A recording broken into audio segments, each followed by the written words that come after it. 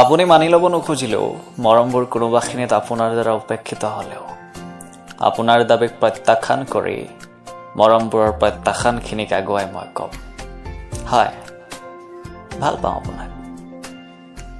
গধুৰ হৈ থকা মোৰ আপুনিয়ে ভৰি থকা মনটোক অলপ পাতলাবলৈ মোৰ পেৰালাইচিছ হৈ পৰি থকা অনুভূতিৰ কথাবোৰ ক'লোৱেই যেনিবা। কিয় আপুনি বিৰক্তি পালে? আচ্ছা, মই এনে কি কাম কৰিলে আপুনি খুচ হ'ব? নিতৌ হোৱাটছএপৰ ষ্টেটাছত লিখিম নেকি আপোনাৰ বাবে প্ৰেমৰ কবিতা? নে ষ্টেটাছত লগাম হিন্দী চিনেমাৰ ৰোমান্টিক গান? এইবোৰ নকৰোঁ দিয়ক।